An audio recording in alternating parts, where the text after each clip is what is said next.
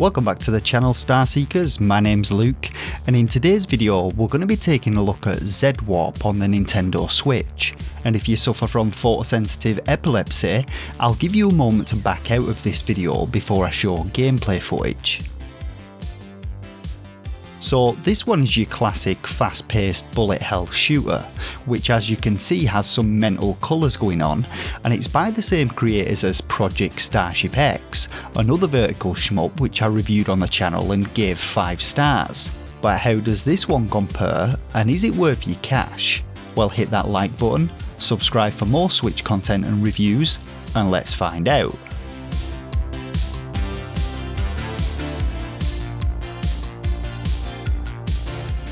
So the story with this one then is nothing truly unique, but it helps to set the scene nicely. Basically, a ship capable of space-time warping was created, only to get lost on its maiden voyage, but luckily its distress signal was picked up, and so now it falls to you, crack pilot of the Z Division, to locate the experimental ship and retrieve its black box. Unfortunately, the ship appears to be located within the bowels of some inexplicable monstrosity, which can mean only one thing. Blast your way through using bullets and bombs, and try not to get killed by anything in the process. Now in terms of the setting, the story really doesn't explain much to be honest, but as is the case with many shmups, it's pretty throwaway stuff, and like most arcade style games, this one's really all about the gameplay. So as I said before, Z-Warp was created by Panda Indie Studios, the same developers as Project Starship X, and as soon as I saw the screenshots for it, I presumed this to be the case, as it shares a very similar visual style, albeit with a hell of a lot more flashing imagery. On the gameplay side of things, there are some similarities too. The game feels very similar controls wise, though the mechanics in this one are a little simpler.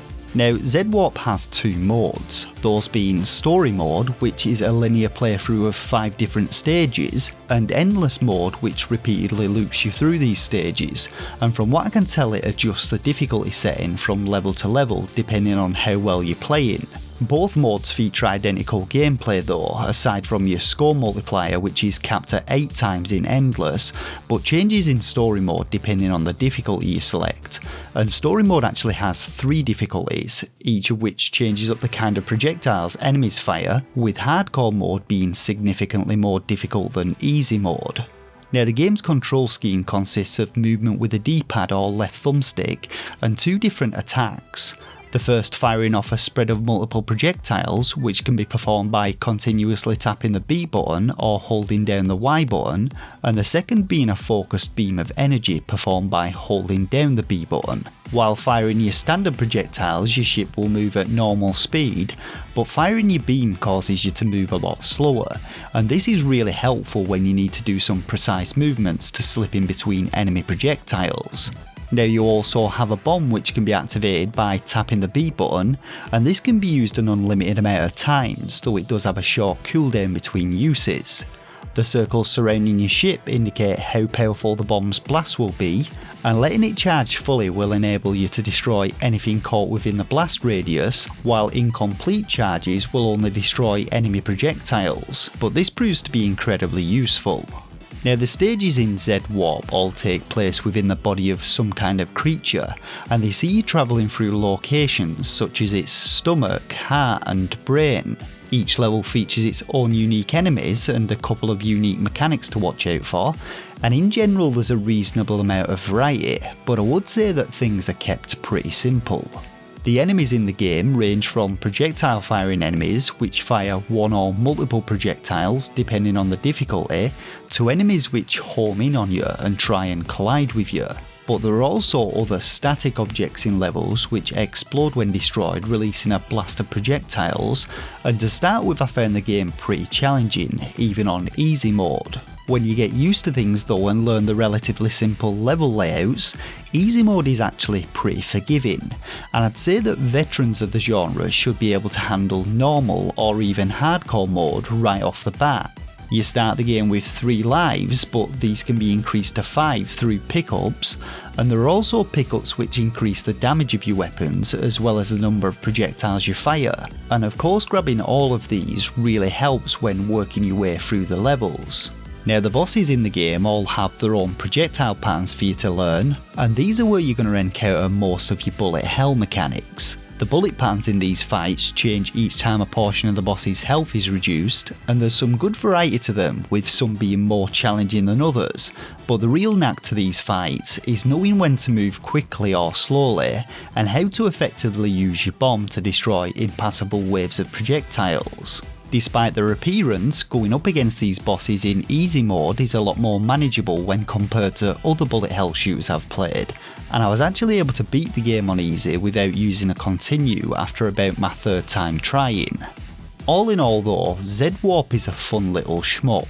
I'd say in comparison to some that I've played, it's a little more casual despite its bullet hell sections looking a little intimidating, and while admittedly it's quite a short game, having only 5 chapters which for a full run through will likely only take you about 30 minutes, its multiple difficulty settings and endless mode offers a decent amount of replayability, and its online leaderboards add an element of competitiveness to keep you coming back for more. And one last thing to mention, the game also includes a Tate mode for all you flip grip users.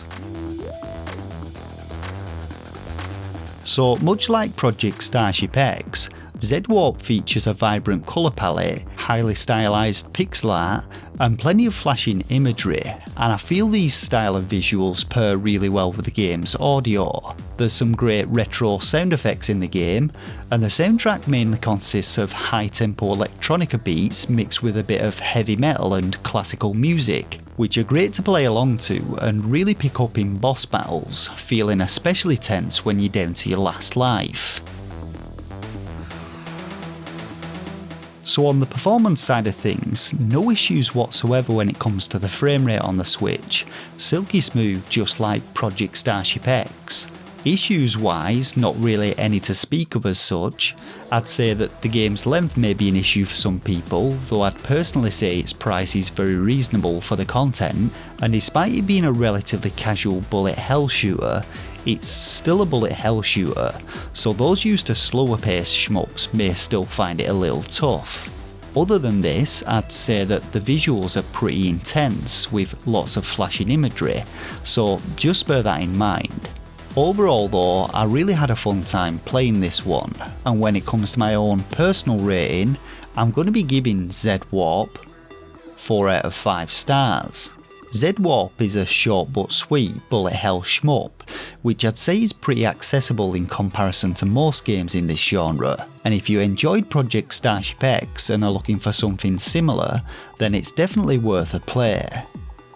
And that about does it for this review of Z-Warp on the Nintendo Switch. Make sure to hit that like button if it helped you out, let me know your thoughts and opinions in the comments section below, and if you watch my content regularly but are not yet subscribed, then please consider doing so. For now though, I just want to thank you all once again for watching, and until next time, take care of yourselves and game on.